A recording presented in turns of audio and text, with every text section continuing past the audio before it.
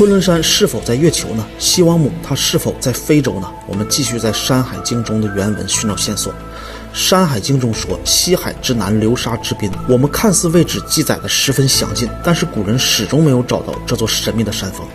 后来到了汉武帝的时候才刻意的指定。那么昆仑山它到底在哪里呢？我主页粉丝群有易经五行玄学的课程和笔记，大家看完视频可以来领取一份。我们如果拿起一个地球仪，从整个太空的角度去考虑昆仑山，你会有一个惊人的发现。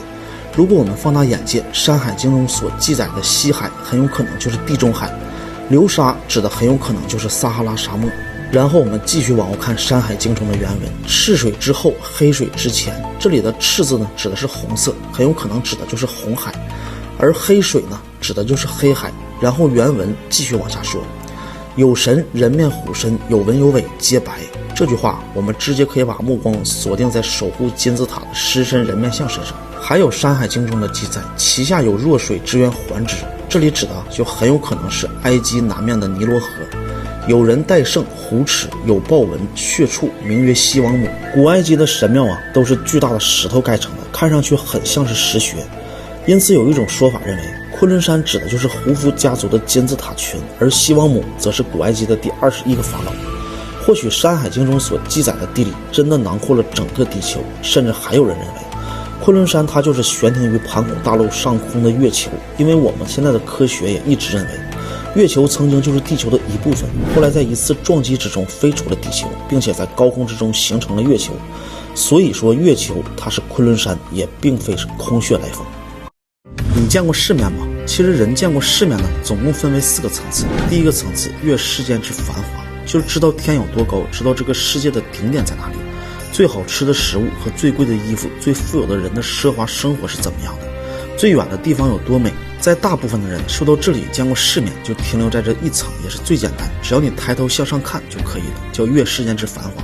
那么第2层呢，历人世之沧桑，就知道坑有多深，知道这个世界最深的坑在哪里，最穷的人，最黑暗的人心，最贫困的家庭，最阴暗的角落有多么的潮湿。在这里已经有大部分的人已经做不到了，因为黑暗的地方你无法远视，需要你身体力行的走下去，去体验别人的环境里，去体验他人的苦，知道这个世界的下限不是教科书里所写的，而是人间烟火中那些走投无路的事情。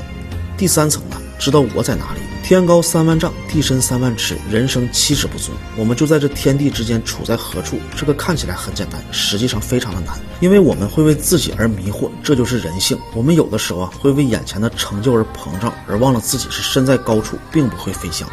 有的时候呢，也会被身间的困惑打压，盲目的自卑。所以知道我在哪里，其实已经解答了人生3个终端的问题之一。知道我在哪里，意味着知道自己的起点，同时也意味着知道自己的边界。人生不会去盲目的追求虚妄，不会去追求最高，也不会自暴自弃。知道自己用什么的力道去生活，能得到自己最适合的结果。这样的人呢，已经算是开了天眼了，也好比是拥有了大智慧，这是万里挑一的人。第3层呢，就是不以物喜，不以己悲。那么我们再来看第4层呢，是知道世界还有左右。这是什么意思呢？在世界上不光有天高地回的上下之分，还有3000大世界的芸芸众生。因为这个世界上呢，不光只有高矮，也不光只有一条线的一维，它是无穷大的3维世界。这个世界所有的众生皆不相同，他们不在我们的上下，而更多呢是应该在我们的左右。所以每一个事项都有它存在的理由，每一种存在都有它阴暗和美好，充分包容每个人的不同，充分理解每一种的存在，不去追求高矮，而去追求跃进这繁华的世界，沉浸于人间烟火，普度众生。这一层次的人呢，非常的稀少。看完我的视频呢，还可以在我的主页粉丝群里来领一份免费的易经课程和笔记，和我一起参加传统文化的学习，从基础开始。那么对此，你觉得你自己在哪一个层次呢？可以在评论区里留言。关于地平说呢，我们在思考第3个最细思极恐的问题：为什么有那么多的国家有穿越北极的航线，却没有穿越南极的航线呢？因为所谓的南极，其实它就是一圈冰壁，它围住了整个圆盘，这样水也不会流出去。而飞机一旦要飞出南极，就说明整个会跳出地球，进入另一个平行空间。或许有人会说了，这一点证明很好去趟南极看看不就知道了吗？而更加匪夷所思的是在上个世纪50年代，各个国家统一签署了南极条约，不允许任何的飞机飞越南极，也禁止任何人私自进入南极。这时有人就会说了，美国的航天局它很早就拍到了地球的照片，明明它就是圆的，怎么可能现在来无视这个事实呢？他们会这样回答：NASA 当年登月的影像根本就是在造假，否则太空中为什么看不到星星？月球上明明没有空气，为什么旗帜飘飘？登月的影像如此的珍贵，为什么会意外的遗失？早在1961年呢，就有美国登月，为什么又丧失了登月的技术？在他们看来，这恰恰就是有人在极力掩盖南极的秘密。看完视频呢，可以来主页粉丝群领取一份易经的课程和笔记，和我一起免费从基础开始学习。但是话又说回来，地球那么大的一个空间站，拍摄的范围只覆盖3%，地球的面积完整，那么整个地球的照片是怎么来的呢？所谓的真相难道不是别人展示给你的吗？在他们看来，地球它就是一个圆盘，太阳和月亮呢正是在上方旋转，这才构成了昼夜的交替。假设这一切都是真的，那么是谁在隐瞒真相呢？为什么昆仑山会被称之为万山之祖？这可能是全世界文明中最神秘的山脉了，可以说一座昆仑山半部神话史。《山海经》中的原文记载，昆仑之丘方800里，高万仞，是天地的都城，是连接天地的天梯。在历史上还流传着，登上昆仑山的人就可以得道成仙，掌握长生不死之术。我主页粉丝群有易经5行玄学课程和笔记，看完视频可以来领取一份。而《山海经》中记载，除了这些神秘的山川河流，还有奇人异兽，光异兽就400多种，千姿百态，并且古怪而离奇。那么昆仑山它到底长什么样子？到底在哪里呢？我们时间回到2004年，在陕西的好滩出土了一座东汉的墓葬，在墓葬中出土了汉代所留下的西王母验月的壁画，颠覆了考古界对昆仑山的想象。所以考古界之后根据这幅壁画给出的线索，把寻找昆仑山的目光放到了太空之中。我们下集继续。据说人类何时能破解鲸鱼的叫声，才能找到亚特兰蒂斯存在的线索？说到这个问题呢，我们先来了解一下神秘的亚特兰蒂斯文明。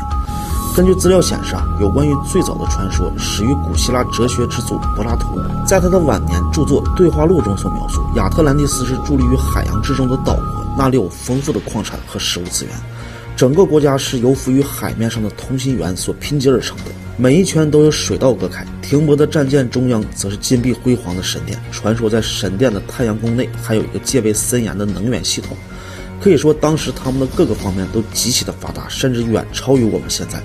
然而就在公元前1万年左右，一场可怕的地震和大洪水却让亚特兰蒂斯文明沉入了海底，让整个文明在地球上彻底的消失，而也给后人留下了一个巨大的谜团。15世纪以前，科学技术并不发达，我们对它的了解也可以说是微乎其微。而直到现在呢，人类对深海的好奇心逐渐的增强，亚特兰蒂斯王国的沉没位置也开始逐渐成为世人关注的寻找的焦点。我主页粉丝群里有易经的课程和笔记，想从基础开始学习，看完视频来领取。在最近的几百年来，我国的科学家为了寻找这个地方，查阅了无数的文献资料，他也走遍了全国各地的古老遗迹，但是所沉没的具体位置至今还是没有定论。不过随着研究的慢慢深入，他们提出了3种可能性最大的假说，说来预测亚特兰蒂斯文明所沉没的位置分别是巴哈马群岛说、亚索尔群岛说和克里特群岛说。我们来看第一个巴哈马群岛说。